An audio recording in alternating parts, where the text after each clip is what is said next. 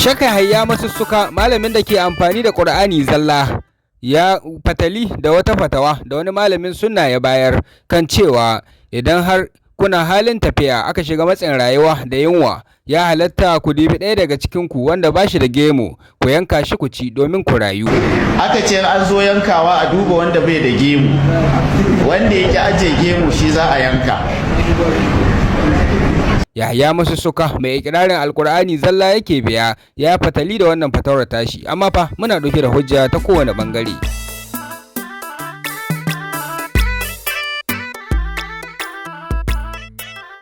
To jama'a barkanku da yau, barkanku da sake kasancewa da mu a cikin sabon shirinmu. Amma muna neman alfarmar da ku yi mana subscribing sannan ku yi mana liking domin karfa mana gwiwa mu ci gaba da kawo muku shirye-shiryenmu a cikin lokaci. lahmin insan fi halati daruratul quswa, wai da an shiga takura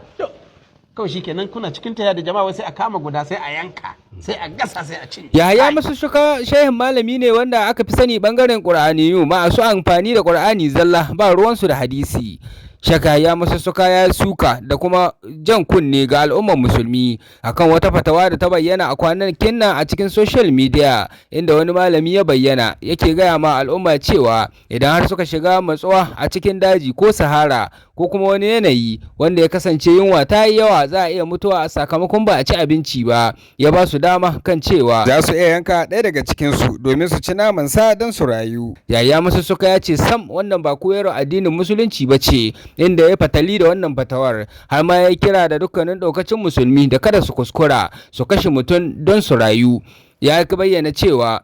hakika kashin mutum babban laifi ne a wurin Ubangiji, ya kuma bayyana cewa bai halatta ga mutum ya kashe mutum ya ci mutum duk irin yadda yake cikin halin matsuwa. Yahaya Masussuka ya ce hakika a yi ma giban mutum an kwatanta shi da cin naman mutum domin a bayyana tsananin haramcin cin naman mutum, inda Yahaya Masussuka ya ƙara kira ga al'ummar musulmi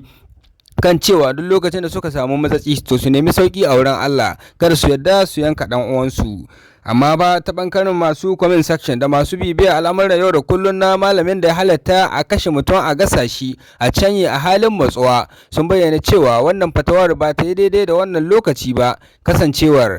abin zai iya zama yaƙi da kuma tarwatsa haɗin kan matafiya, domin idan ana kan halin tafiya a misalin da suka bayar har aka shiga wannan matsi, to su al'ummar da ba sa da gemi ba za su yarda masu gemi su yanka su ba. A sanadiyar hakan masu gemin za su iya kashe mara